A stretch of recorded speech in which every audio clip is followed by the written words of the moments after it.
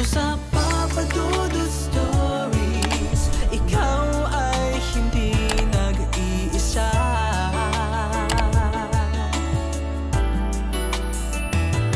Dito sa Papa Dudut Stories, may nagmamahal sa'yo. Papa Dudut Stories. Papa Dudut Stories. Dear Papa Dudut, sa lahat po ng mga nakatutok ngayon, huwag pong kalimutan mag-like, mag-share at mag-subscribe. Maraming salamat po sa inyong lahat.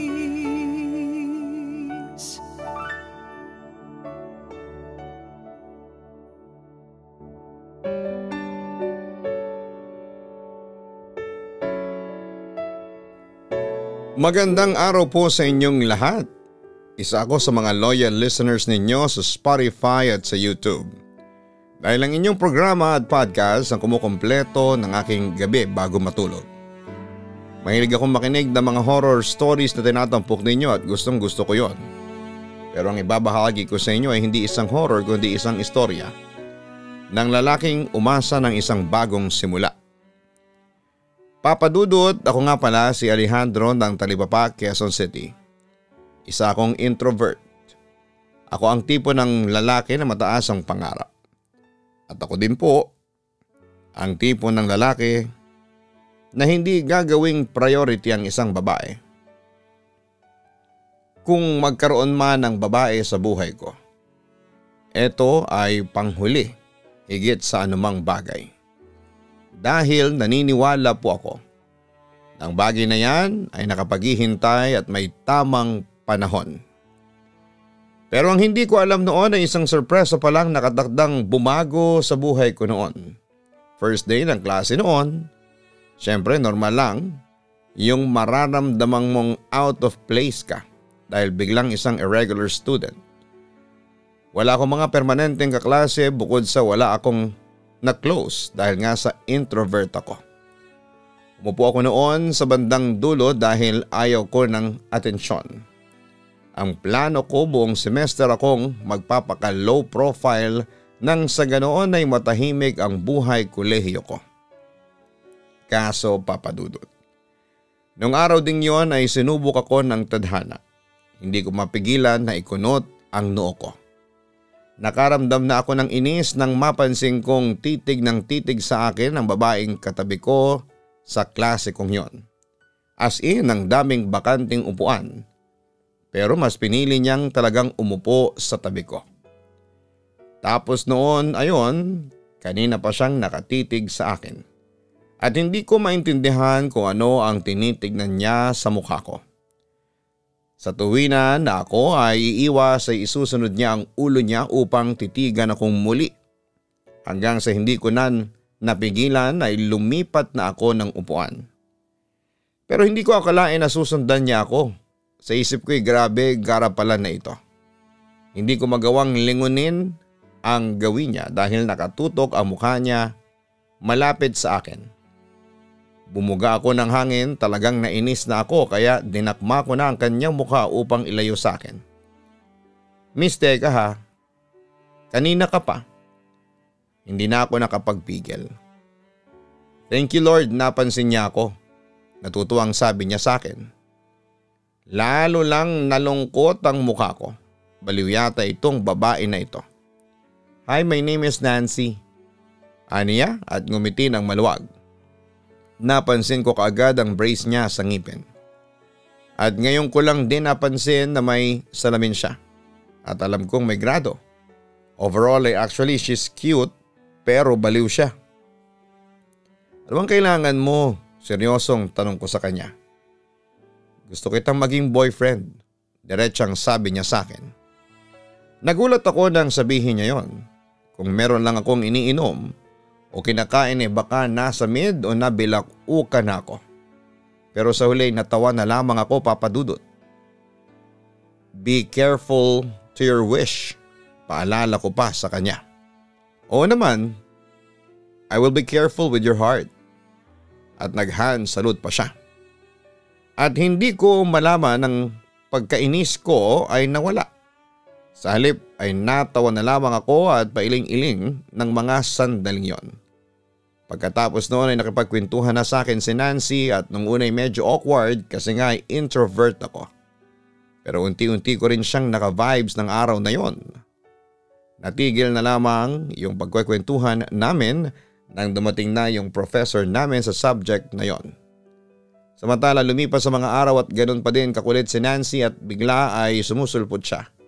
At kung ano-ano mga kabaliwang sinasabi at ginagawa niya sa akin. Ano ba? Kulit naman eh. Hinila ko ang braso ko mula sa pagkakahawak niya. Ay, galit? Sige na Alejandro. Mula nang naging in relationship tayo ay hindi pa tayo nagde-date eh.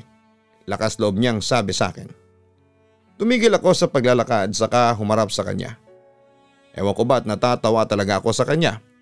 Sa bawat sasabihin niya ay seryoso ang kanya mukha pero kalokohan naman yon. In relationship? Kailan pa? Hindi ko alam yan. Reklamo ko. Ngumiti na naman siya, labas ang braces niyang ngipin. Eto ebidensya. Ipinakita niya sa akin ang kanyang cellphone. Alejandro Jose Bragais in relationship with Nancy de la Cruz. Nanlaki ang mga mata ko nang mabasa ko ang status na yon. Ano namang kalokohan yan? Hindi to kalokohan. Katotohanan to. Palambing na insist ni Nancy sa akin. Sus, alin dyan? Wala naman akong Facebook account. Poser yan. Reklamo ko ulit. Hindi yan poser. Ako ang gumawa niyan. Di ikaw pala ang poser ko. Natatawa kong sabi. Nainis na siya. Alam ko at sa araw-araw kasi na nangungulit siya. Nakikita ko na ang mannerism niya. Ang padyak niya ay kahulugan ng pagkainis niya. Akin na ang cellphone mo, utos ni Nancy sa akin. Napatingin naman ako sa kanya. Bakit? Hindi bang loyal boyfriend binibigay ang kanyang cellphone kay pretty girlfriend? Sagot niya sa akin. Hindi ko binigay siyempre. Pero mabilis ang mga kamay niya at naagaw niya sa akin ang cellphone ko. Hindi na ako makapagreklamo noon kasi lumayo siya talaga sa akin. Buti na lamang at wala man lang kung anong sekreto ang cellphone ko kaya hindi na ako nagpanik. Maya-maya ibinigay niya sa akin, may naka-install na Facebook apps at naka-login na yon. O ayan, like mo ang mga post ko ha. Maya na lang tayo magkita ulit. May klase na ako. Bye-bye, sabi niya sa akin. Nagulat ako nang halikan niya ako sa pisngi. Hindi ko alam kung saan yon nanggaling pero kinabahan ako. Nailing na lamang ako habang tinitingnan ko siya papalayo sa akin. Kinagabihan, mga around 10:50 PM ay hindi ako makapaniwala. Nang makita ko ang oras, gano'n na ako katagal nagfe-Facebook. Muli ay tumingin ako sa cellphone ko na naka-login sa Facebook na ginawa ni Nancy. Masyado yata ako nalibang sa kakatingin ng post niya sa Facebook. Nakakatuwa talaga ang kakulitan niya. Panay post siya ng picture na puro wacky pose at panay din nakatag ako. Wala naman ako sa picture. May naiwang ngiti sa labi ko nang patayin ko na ang aking cellphone. Kinabukasan pagkatapos ng klase ko ay inabangan ako ni Nancy sa labas ng gate. At nung makita niya ako ay hinilan niya ako papunta sa sakayan ng jeep. Siyempre nagtaka ako kung saan niya ako dadalhin. Sumagot naman siya na dadalhin daw niya ako sa mall dahil manonood kami noon ng sine. Nung una talaga papadudot ay tumanggi pa ako kasi noong araw na yon ay tinatamad akong lumabas. Pero hindi talaga ako tinigilan ni Nancy noon hanggat hindi nagbabago ang isipan ko. Sige na Alejandro, free time naman yun. Panoorin natin yon. May nabili akong ticket sa sine oh. Masasayang to, sige ka. Aniya. May appointment ako ng 3 PM, pagsisinungaling ko na lang. 12 noon pa naman ang start ng movie, sige na, pagbigyan mo na ako. Pang ilang beses mo na akong tinatanggihan. Nagtatampong wika ni Nancy sa akin. Sige, in one condition. Tila nabuhayan si Nancy sa sinabi kong yon. Ano yon? Tanong niya sa akin. I-spell mo ang Buo mong pangalan sa hangin gamit ang iyong puwet. Hamon ko sa kanya habang natatawa. Pero nagulat ako kasi mukhang game na game ang babaeng yon. So sisiw, dagdag pa niya. Sa huli natawa na lamang ako habang ginagalaw niya ang kanyang bewang at puwitan na parang nagsusulat ng kanyang buong pangalan. Mukha siyang tanga noon at may mga nakakita sa kanya kaya medyo nag-guilty ako pero okay lang yon kay Nancy. Kaya sa huli pumayag na ako na manood ng sine kasama siya. I enjoyed the movie pero mas na-enjoy ko naman na kasama si Nancy. The entire movie ay sa kanya lamang ako nakatingin. Her reaction on movie was worth watching for. She's really cute the way her nose crinkled. At 2 p.m. natapos ang movie. Tara na, kailangan na natin bumalik sa university. Maaga pa, CR muna ako ha. Paalam niya sa akin. Tumango lamang ako at napansin ko kasi na namumutla siya. Siguro ay kanina pang natatae. Bilis ha. Pero ang saglit niya ay naging 30 minutes, 45 minutes, 1 hour, 1 hour and 30 minutes. Napakunot ako ng noo pero sa huli papadudot ay nag-worried na ako para kay Nancy. Bakit wala pa siya? Palingalinga lamang ako hanggang sa may magtakip ng mata ko. Nancy, tinanggal ko ang kamay niya sa mata ko. Saan ka ba galing? Nag-alala na ako. Ha? I saw my high school friends, nakipagkwentuhan lang ako. Hindi ko na namalayan ang oras, I'm sorry. Seryoso niyang sabi sa akin. This time ay nag-init ang ulo ko. What the hell Nancy? Alam mo ba na sobra akong nag-alala sa'yo? Baka kung ano nang nangyari sa'yo. You know what? This isn't right. Hindi ko na nagustuhan ang nararamdaman ko para sa'yo. Reklamo ko. Pero si Nancy ay nakatingin lamang sa akin. Ano bang nararamdaman mo para sa akin? Seryosong tanong niya. This time ay sinuri ko ang aking nararamdaman. Yes, I admit na gustuhan ko na si Nancy. Pero natatakot akong umibig. Hindi dahil sa iyo kong masaktan pero dahil sa hindi pag-ibig ang priority ko ng mga sandaling yon. Pag-aaral ko, ang pangarap ko at ang kagustuhan kong gumanda ang buhay ko. Since lumaki ako sa hirap at nakakapag-aral lamang ako noon dahil sa part-time job ko at sa scholarship na ibinigay sa akin. I was really scared, Papa Dudut. Bakit ganon? Natatakot ako sa naging epekto sa akin ni Nancy. Natatakot ako na baka mawala ang focus ko sa mga pangarap ko. Natatakot din ako na baka sakaling ligawan at maging girlfriend ko si Nancy ay masaktan lamang ang kalooban niya. Dahil hindi siya ang priority ko. Kaya noon pa lamang ay ipinagtapat ko na sa kanya ang katotohanan. Nancy, sorry pero hindi magiging tayo. Ayokong mahalin kita tapos ay masasaktan ka lang sa huli. Mabuti kang tao, maganda pero sorry talaga. Kasi hindi kita magiging priority sa ngayon. Diretsang pag-amin ko sa kanya. Hindi kumibo noon si Nancy at kitang-kita kong nagpigil siyang umiyak sa harapan ko. I know the feeling. Yung nire-reject ka ng taong mahal mo kasi nangyari na sa akin yon before. Pero mas mabuti na yon kaysa umasa siya sa wala. At yun na nga papadudot, mula ng araw na yon ay hindi ko pa nakikita si Nancy. Hindi pa rin siya pumapasok. Dapat ay matuwa ako dahil naging madali sa akin ito pero naninibago talaga ako. Ang tahimik na buhay ko ay parang laging kulang. After 2 weeks, finally ay nakita ko na siya. Pinigilan ko ang sarili kong lapitan siya pero naawa ako sa kanya noon, papadudot. Namayad si Nancy at parang ang lungkot-lungkot niya. Hinihintay kong lumapit siya sa akin. Pero ilang araw na ang lumipas mula nang pumasok siya ulit ay hindi niya ako kinukulit. Kapag nahuhuli niya akong nakatingin sa akin ay ngingiti lamang siya. Pero ang ngiting yun ay hindi man lang umabot sa tenga. I miss her smile that make her braces show. I think I'm falling with her now at may pumasok na sa isipan ko na mahalin na si Nancy kasi hodang maganda leche-leche ang pag-aaral ko. Isang araw ay lumapit na ako sa kanya at gulat na gulat siya lalo na nang ilabas ko ang isang red horse. Alejandro, sabi niya sa akin.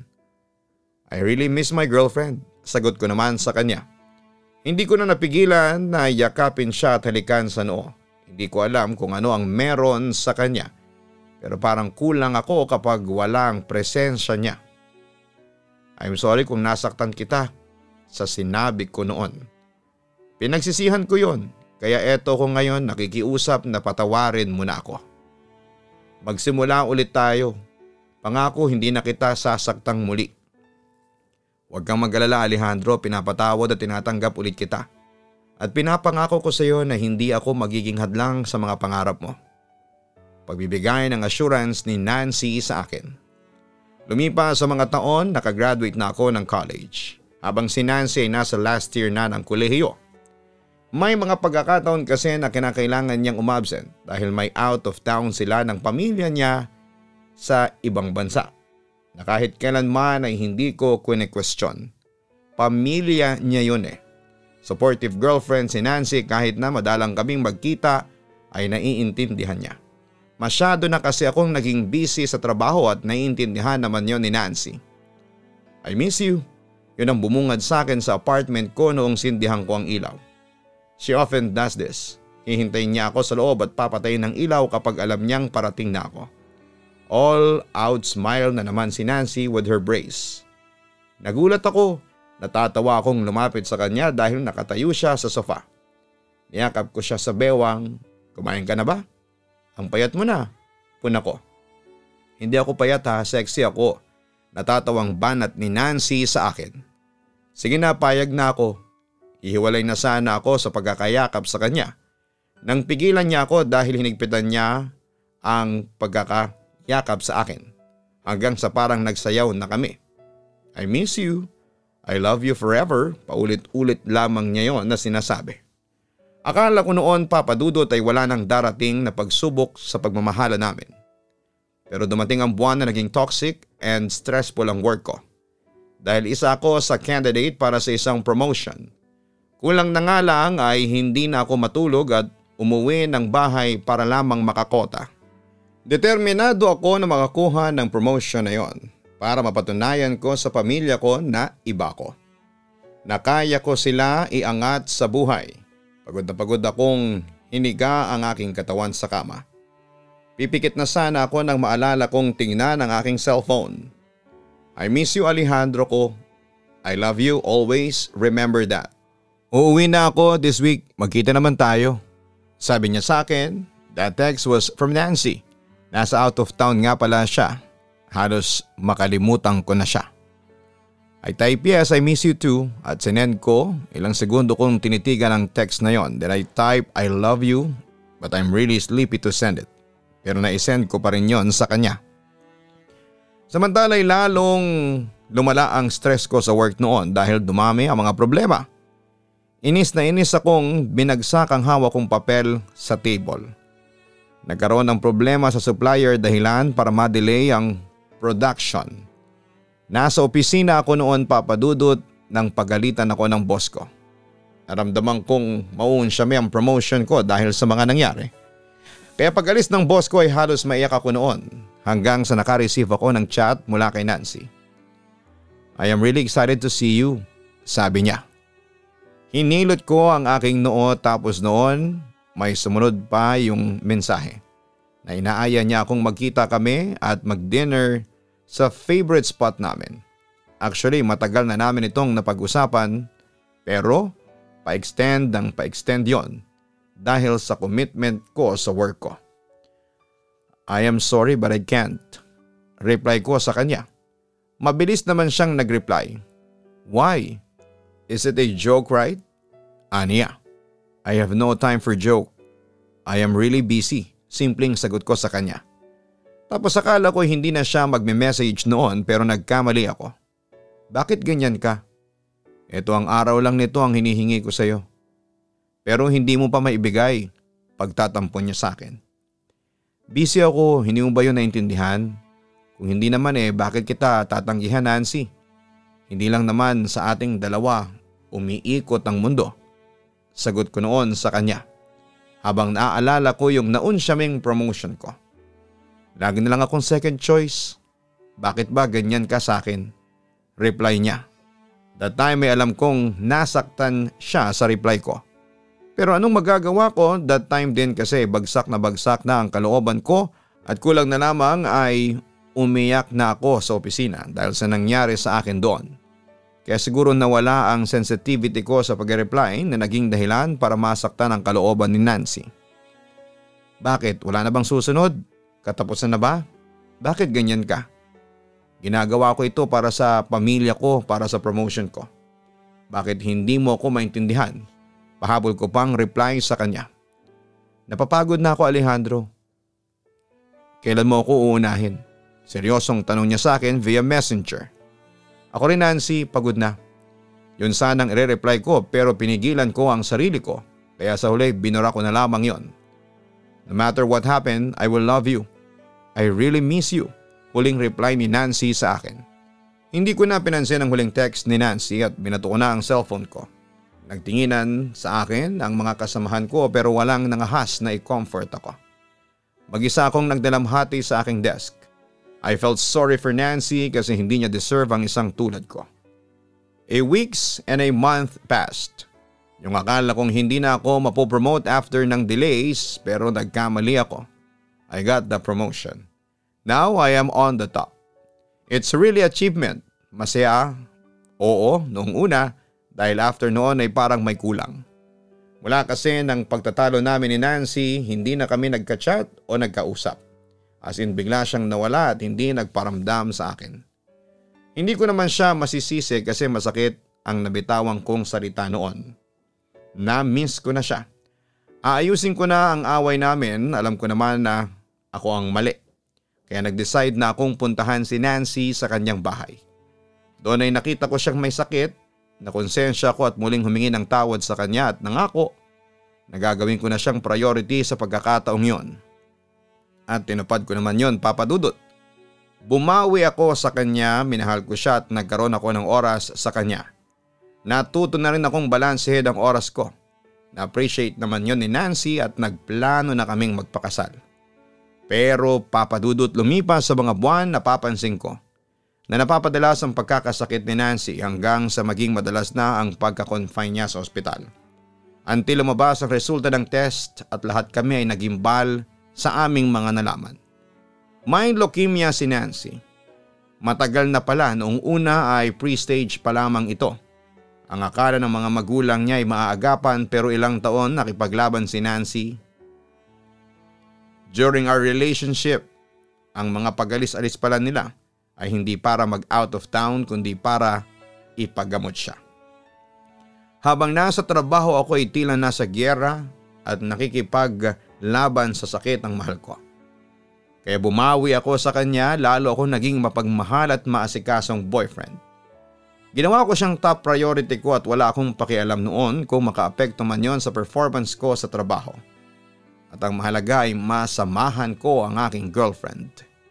Pero Papa Dudut, naging malupit ang tadhana dahil binawian din ang buhay si Nancy. Sumuko ang katawan niya sa sobrang hirap. Masakit yon pero wala akong magawa kundi ang tanggapin na lamang ang kanyang silapit. Pero Papa Dudut, hirap na hirap ako. Hindi ko alam kung paano ako makaka-move on sa sinapit ko. Mahal ko pa rin si Nancy at ngayon ko talaga na-realize ang kahalagahan niya sa buhay ko. Pinagsisihan ko yung mga araw na hindi ko siya pinansin. Although alam ko naman sa sarili ko na bumawi naman ako sa kanya at naging mabuting boyfriend pero syempre nagkaroon din ng guilt sa aking dibdib. Lalo na nung malamang kong she needed me most. Nawala ako sa tabi niya dahil busy ako sa pag-aaral at sa pagtatrabaho. Papa Dudut, sa ngayon ay pinofocus ko na lang sa aking work ang atensyon ko para maibsan ang lungkot na nararamdaman ko. I even tried dating pero walang epekto sa akin dahil kahit na anong gawin ko ay hindi ko mabura si Nancy sa aking puso. Hanggang dito na lamang po ang sulat ko and hopefully dumating ang araw na maka-move on na rin ako at maging masaya ulit. Looking forward sa new beginnings. Muli maraming salamat at magandang gabi sa inyong lahat. Lubos na gumagalang, Alejandro. Moving on takes time. Kaya huwag mong madaliin ito, Alejandro. Hayaan mong kusang maghilom ang mga sugat dulot ng pagkawala ni Nancy. Pero hindi ibig sabihin noon ay magpapakalugmok ka sa kalungkutan. Unti-unti kang bumangon slowly but surely at huwag mong kakalimutang humingi ng gabay sa ating Panginoon at sa mga taong nagmamalasakit at nagmamahal sa iyo. Kaya mo yan, Alejandro, at maghihilom din ang sugat mo.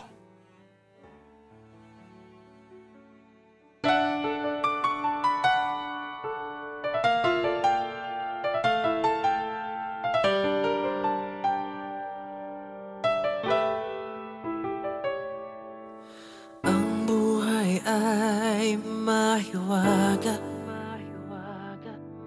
laging may lungkot at saya.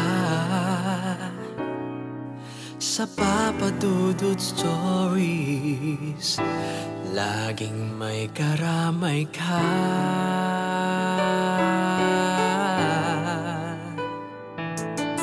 Mga problemang kay bigat, ito ay pakikinggan ka. Sa Papa Dudut Stories, kami ay iyong kasama. Dito sa Papa Dudut Stories, ikaw ay hindi nag-iisa.